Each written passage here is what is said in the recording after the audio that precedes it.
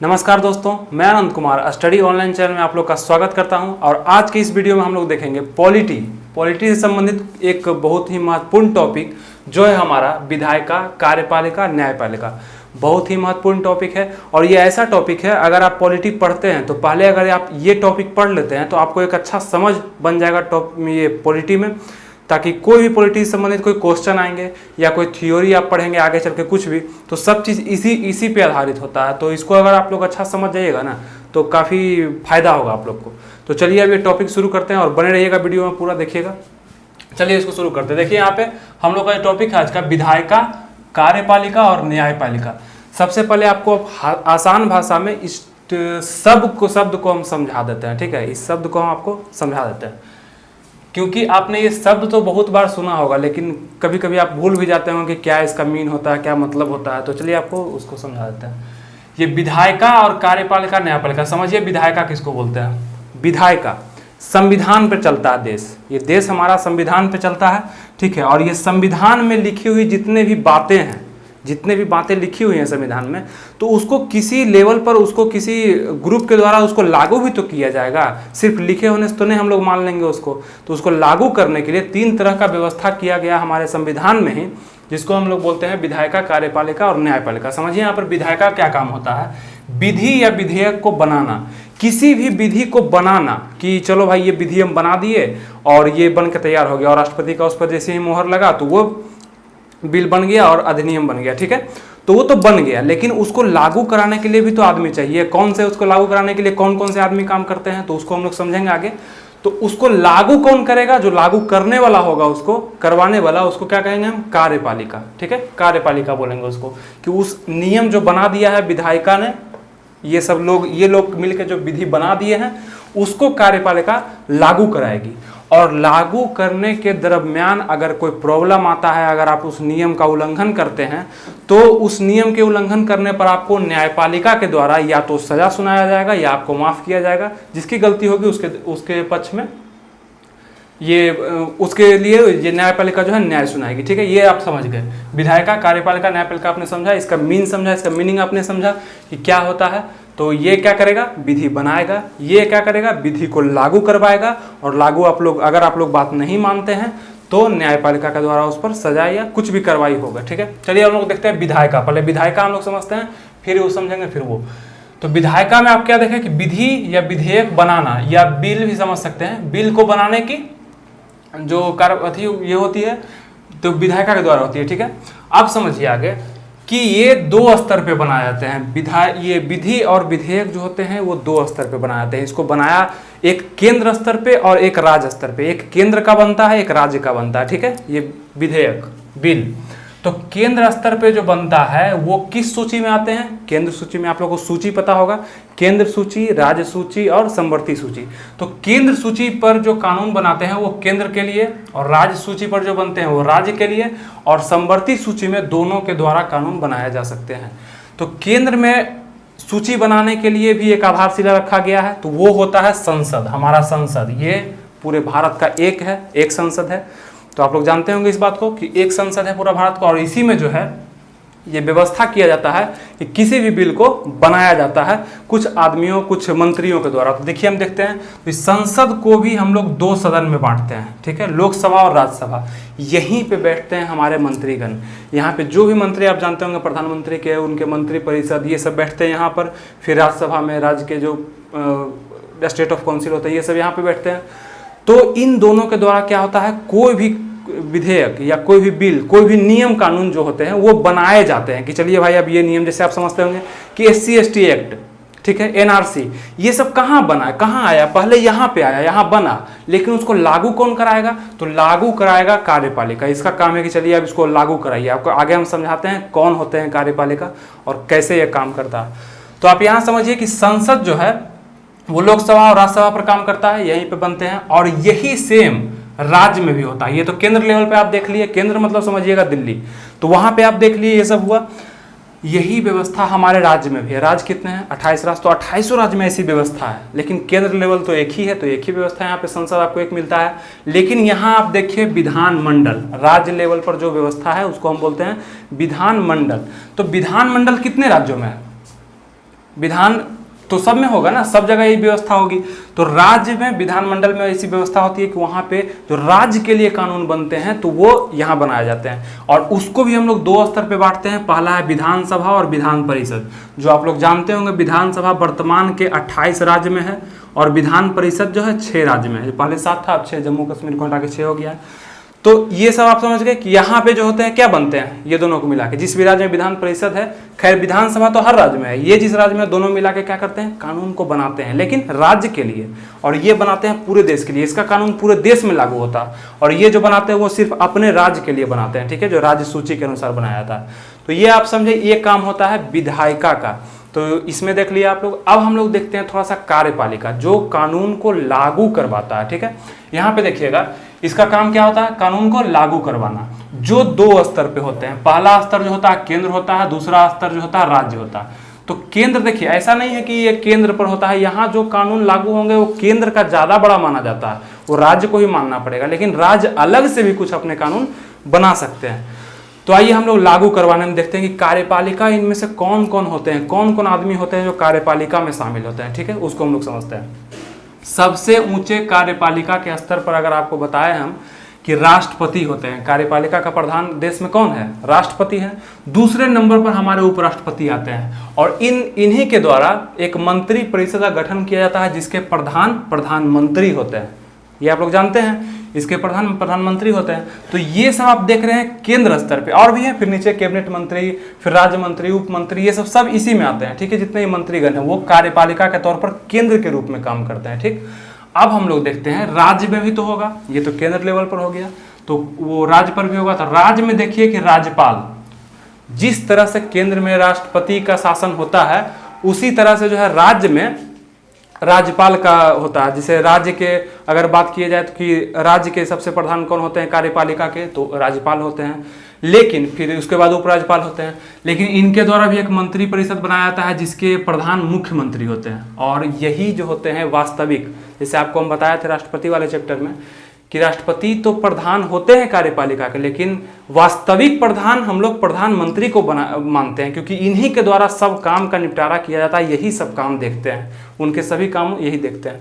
और यहाँ भी वास्तविक, अगर राज्य का हम बात करें कि राज्य में कौन से वास्तविक हैं, तो ये राज्यपाल हो जाते हैं, कार्यपालिका का वास्तविक राज्यपाल। और लेकिन वास्तविक अगर हम माने कि तो मुख्यमंत्री, ये सिर्फ दिखावा के, जिस तरह से राष्ट्रपति केंद्र में, उसी तरह से राज्य में राज्यपाल, कार्यपालिका प्रधान, लेकिन वास्तविक कार्यपालिका प्रधान मुख्यमंत्री को कहा जाता है। तो आपने समझा कि ऐसे करके जो होते हैं कार्यपालिका होते हैं, और इसको भी हम लोग 2 रूप में बांटते हैं। देखिए किस तरह से। कार्यपालिका मतलब आप लोग समझ रहे हैं ना, कानून लागू कराना। आप लोग को एग्जाम्पल अभी देते हैं, हम समझिएगा। फिर यहाँ पे देखिए, इसको भी हम लोग 2 रूप में बांटते हैं, एक अस्थायी कार्यपालिका, एक अस्थायी कार्यपालिका। अस्थायी कार्यपालिका में हम लोग अधिकारी गण को देखते हैं, ठीक है। अधिकारी मतलब बात कर ले हम लोग, जैसे IPS अधिकारी हो गए, IAS अधिकारी, DGP, SDO, BDO, ये सब जो देख रहे हैं आप लोग, जितने भी अधिकारी गण हैं, जैसे दरोगा, पुलिस, ये सब भी, पुलिस तो अधिकारी नहीं है, लेकिन वो निचले स्तर से लेकर ऊंचे स्तर तक कार्यपालिका के क्षेत्र में आते हैं। वो जो अस्थायी होते हैं, जिनका 60 वर्ष का उम्र पूरा होने के बाद ही उसको हटाया जाता है, जिसका एज फिक्स होता है कि भाई इतना से इतना तक तुम रहेगा, और वो सैलरी पर होते हैं, ठीक है, जॉब लगता है उनका। तो वो हो गए अस्थायी कार्यपालिका। और अस्थायी में मंत्रीगण आते हैं। ये जो मंत्री आप लोग देख रहे हैं, ये सब अस्थायी है। क्यों अस्थायी? मात्र 5 वर्षों के लिए तो रहते हैं, और उसके बाद पता नहीं फिर चुनाव होगा, जीतेंगे कि नहीं, फिर कोई दूसरा आ जाएगा, फिर कोई दूसरा, तो इनको अस्थायी माना जाता है, ठीक है दोनों कार्यपालिका, लेकिन अस्थायी। अब समझिए, आपको बताते हैं कार्यपालिका का मीनिंग। ध्यान दीजिए कि अगर हम केंद्र स्तर पर देखें तो आपको बताया हम कि SC/ST कानून अगर लागू किया, यहाँ पे आया लोकसभा में, राज्यसभा में पारित हुआ, राष्ट्रपति द्वारा सिग्नेचर हुआ, और वो पारित हो गया पूरे भारत में, राज्य में नहीं, पूरे भारत में। तो राज्य में अलग से नहीं, पूरे भारत में हो गया, मतलब हर राज्य को उसको लागू करना पड़ेगा, ठीक है, यहाँ हो गया। तो लागू करवाएगा कौन उसको? अगर कोई NRC का विरोध कर रहा है, दंगा प्रदर्शन कर रहा है, नहीं मान रहा है, तो क्या प्रधानमंत्री आएंगे उसको कि जय तुम मानो इसको? नहीं, ऐसा नहीं होगा। उसके लिए पुलिस प्रशासन की व्यवस्था है, निचले स्तर से लेकर ऊंचे स्तर तक, तो वो सब इसको जो है लागू करवाते हैं। और यही बात अगर हम राज्य में कर लेते हैं, ये तो केंद्र में देख लिए, NRC का कानून पूरे देश में था, और ये SC/ST एक्ट, तो ठीक है, हम अब देखते हैं राज्य में क्या होता है। तो राज्य में आपको बताया कि ये सब जो है मंत्रीगण, ये सब अस्थायी हैं, और अस्थायी में क्या हो जाएंगे? पुलिस। जैसे समझिए, जैसे कि ड्राइविंग लाइसेंस रखना एक कानूनी रूप है, ठीक है, कानूनी बात है, सही बात है, हेमलेट पहनना कानूनी है। तो ये क्या कानून कौन बनाया? राज्य सरकार बनाया, मुख्यमंत्री के द्वारा, राज्यपाल के द्वारा बनाया गया कानून तो बना दिया गया, ठीक है। लेकिन क्या कभी ड्राइविंग लाइसेंस चेक होता है? तो मुख्यमंत्री आते हैं आपको देखने के लिए कि दिखाओ मेरा, नहीं ना। उसके लिए किसको परमिशन देते हैं चेक करने के लिए? डीआईजी को। डीआईजी को बोलते हैं। डीआईजी किसको बोलता है? तो वो अपने निचले अधिकारी को बोलता है, फिर वो अपने एसपी को बोलता है, फिर वो निचले अधिकारी। तो इस तरह से बढ़ते बढ़ते दरोगा, पुलिस, तो आपको चेक कौन करता है? दरोगा खड़ा रहता है बगल में और पुलिस आपको चेक कर रहा है। तो वो कार्यपालिका है, वो कार्य कर रहा है, वो लागू करवा रहा है वो नियम को। मुख्यमंत्री द्वारा बना दिया गया, राज्यपाल द्वारा, लेकिन वो आपको लागू कर रहा है। अगर आप लाइसेंस नहीं रखे हुए हैं तो 2 थप्पड़ 3 थप्पड़ लगा देता है, ठीक है, लगा दिया। चलिए, तो ये यहाँ पे तो न्यायपालिका का काम कर दिया, गलत बात है, नहीं लगाना चाहिए। लेकिन अगर 2-3 थप्पड़ लगाया ठीक है, लेकिन किसी पुलिस वाले क्या करते हैं कि माथा उथा फाड़ देते हैं, सर फाड़ देते हैं, दिक्कत बहुत ज्यादा। तो वहां क्या हो गया? अन्याय हो गया। अब आपको लगा कि नहीं, इसका काम था सिर्फ लागू करना, ना कि मेरे पर न्याय करना। आपको लगा कि ये गलत किया, तो आप क्या करते हैं? चल जाते हैं न्यायपालिका के पास कि हमको न्याय चाहिए, वो गलत किया। अब वहां पे जिसकी गलती होगी उसको सजा सुनाया जाएगा न्यायपालिका के द्वारा। तो ये समझ रहे हैं आप, कार्यपालिका न्यायपालिका समझ गए? ये कानून बनाएंगे, ये लागू करेंगे, और अगर आप नहीं माने तो वहां जाना पड़ेगा आपको। यह गलत या सही का फैसला कहाँ होगा? न्यायपालिका में होगा। तो आप ये समझ गए अस्थाई और अस्थाई और अस्थाई समझ गए आप लोग इसको अच्छे से। अब चलिए हम लोग चलते हैं न्यायपालिका पे, ठीक है। न्यायपालिका को समझते हैं। तो न्यायपालिका देखिए, पूरे भारत में एकीकृत न्यायपालिका है। न्यायपालिका किसी के पक्ष में नहीं है। और आपको बता दें कि यहाँ पर आप देखें कि मंत्रीगण, यहाँ भी राष्ट्रपति देखे, मंत्री परिषद, प्रधानमंत्री देखे, और यहाँ संसद भवन भी आप जब देख रहे होंगे तो यहाँ भी लोकसभा में कौन बैठते हैं? ये प्रधानमंत्री हेड होते हैं, मंत्री परिषद, राज्यसभा में भी मंत्री परिषद। तो एक बात आप लोग समझिए कि विधायिका और कार्यपालिका लगभग सेम आदमी के हाथ में होता है। जब वो आदमी लोकसभा में बैठा होगा, राज्यसभा में बैठा होगा, तो वो विधायिका का काम कर रहा होगा, ठीक है, विधायिका का काम।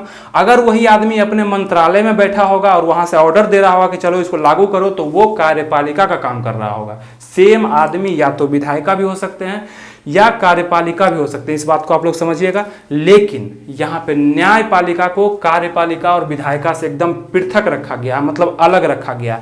क्यों? ध्यान दीजिएगा। अगर इस न्यायपालिका को सरकार के क्योंकि जो सरकार वर्तमान में है वही तो बिल विधेयक लाएगा, उसको पारित करवाएगा और उसको लागू करवाएगा, ठीक है।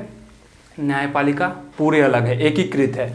और यहाँ पे आप लोग देखते होंगे कि सबसे ऊंचले स्तर पे, केंद्र स्तर पे जो है हाई कोर्ट का व्यवस्था है, ठीक है। और राज्य स्तर पे आप देखते होंगे सुप्रीम कोर्ट, ये आप अगर केंद्र स्तर पर देखते होंगे तो सुप्रीम कोर्ट का व्यवस्था है, राज्य स्तर पर देखते होंगे तो हाई कोर्ट का व्यवस्था है, और जिला स्तर पर देखते होंगे तो डिस्ट्रिक्ट कोर्ट का व्यवस्था है। तो ये नहीं मत समझिएगा कि ये लोग अलग अलग बंटवाए, नहीं। एकीकृत का मतलब होता है सब एक ही है। अगर आपका मुकदमा छोटा है, आप चाहते हैं कि इसका हम निपटारा छोटे कोर्ट में कर लेंगे, तो डिस्ट्रिक्ट कोर्ट जाइए। अगर नहीं और जाना चाहते हैं हाई कोर्ट जाइए, आप सुप्रीम कोर्ट जाइए, कहीं भी जाइए, आपका फैसला का एकदम न्यायपूर्ण तरीके से उसका न्याय होगा, ठीक है। और इसको कभी भी इसके साथ मैच नहीं किया गया है, इसको अलग उसको अलग रखा गया है। अनुच्छेद 50 आप जो बताएंगे हम, तो अनुच्छेद 50 में क्या कहा गया है? कार्यपालिका का न्यायपालिका से पृथककरण, मतलब कि सरकार जो अभी वर्तमान में कार्य कर रही है उसका कोई भी कनेक्शन न्यायपालिका से नहीं होना चाहिए। देखिए, अभी राम मंदिर के पर मुद्दा आया, राम मंदिर पर फैसला आया, मुद्दे बहुत बड़े थे, तो उस पर सबको विश्वास था ना कि हाँ सुप्रीम कोर्ट सही फैसला सुनाएगा, ठीक है। लेकिन कुछ लोगों को ऐसा भी लगा हो कि नहीं, सरकार तो मोदी का है तो वो कुछ भी करा देगा। ऐसा नहीं है, दोनों में कहीं भी मेल नहीं है, पृथककरण है। वो अलग, ये अलग, ये किसी का नहीं सुनेगा। ये एक निष्पक्ष फैसला सुनाता है और बढ़िया, ठीक है। इसलिए सबको सुप्रीम कोर्ट पे भरोसा होता है। और ये हाई कोर्ट जो होते हैं राज्य स्तर पर होते हैं। तो स्तर तो हम बता दिए, लेकिन ये होते सब एक हैं। ये समझिए कि 2800 राज्य में है ना, सब पूरे राज्य में हाई कोर्ट मिलेगा, सुप्रीम कोर्ट मात्र एक है दिल्ली में। तो ये सब टाइप से आप समझिए कि इस टाइप से इसको विभाजित किया जाता है कि विधायिका समझ गए आप, कार्यपालिका समझ गए, न्यायपालिका समझ गए, और कुछ एग्जाम्पल भी आपको दिए, उससे भी आपको समझ में आया होगा कि किस तरह से ये काम करते हैं। विधि बनता है, फिर उसको कोई लागू करवाता है, लागू भी वही आदमी करवा रहे हैं। आप देख रहे हैं कि यहाँ पर जो अस्थायी लोग हैं, मंत्री लोग, जो अस्थायी लोग हैं वो ऑर्डर देते हैं। किसको? जैसे कानून बना केंद्र में तो राज्य को ऑर्डर दिए, मुख्यमंत्री को, राज्यपाल को कि चलिए इसको लागू करवाइए, मुख्यमंत्री लागू करवाएगा, वो बोलेगा डीआईजी को, फिर वो एक निचले स्तर तक वो काम आ जाता है। एक पुलिस आपको आके चेक करता है, पुलिस जाके कहीं इन्वेस्टिगेशन करता है, दरोगा करता है, तो वो भी कार्यपालिका का काम कर रहा है। जो भी लागू कर रहा है वो कार्यपालिका, जो विधि बैठ के बना रहा है संसद में या विधानमंडल में वो विधायिका, और जो उस पर न्याय सुना रहा है, उसके फैसलों को लागू कर रहा है, फैसला अच्छा से दे रहा है, वो हमारा न्यायपालिका। तो उम्मीद है आपको ये बेहतरीन ढंग से आप समझ चुके होंगे इस चीज़ को, और अभी भी कहीं डाउट है तो आप नीचे कमेंट कर सकते हैं। कोई दिक्कत तो आप लोग को नहीं हुआ होगा ये समझने में, और अगर चाहें तो स्क्रीनशॉट भी ले सकते हैं इसका। और तो इसमें कुछ बचा नहीं है, तो इसको आप लोग समझे। अब हम लोग आगे पढ़ेंगे इसी को, हम लोग देखिए यही पॉलिटी है, यही आगे बढ़ के आप लोग को क्या होगा, कभी आप लोग पढ़ेंगे लोकसभा, फिर राज्यसभा, कभी विधानसभा, विधान परिषद, हम राष्ट्रपति के बारे में बताया, कभी उपराष्ट्रपति, मंत्री परिषद, प्रधानमंत्री के बारे में पढ़िएगा, फिर राज्य के स्तर पर उपराज्यपाल, मंत्री, ये सब पढ़ना पड़ेगा आगे। तो इसको अभी आप लोग को एक आइडिया मिल गया ना कि अच्छा ऐसे ऐसे काम करते हैं लोग का, ये काम होता है। अब हम लोग पढ़ लेंगे कभी इसके पार्टिकुलर रूप से, इस पर पढ़ लेंगे, इस पर पढ़ लेंगे, इस पर कहीं भी पढ़ सकते हैं हम लोग। तो हम लोग का अगला हम कोशिश करेंगे कि अगला जो हम लाएंगे वो संसद पे लाएंगे कि संसद क्या होता है। तो यहाँ आप समझ गए, कार्य समझ गए, और आगे भी आप लोग को बहुत ही अच्छा समझ में आएगा। बस बने रहिएगा हमारे साथ। और चलिए अब इसको यहीं पे ख़त्म करते हैं, और फिर मिलते हैं आपसे अगले वीडियो में। अगर ये वीडियो आप लोग को अच्छा लगा हो तो इसको लाइक करिए और सब्सक्राइब करिए हमारे चैनल को, ताकि अगला जो मेरा वीडियो है आप लोग के स्क्रीन पे जल्दी से दिख सके। तो फिर मिलते हैं आपसे अगले वीडियो में, तब तक के लिए थैंक यू, जय हिंद।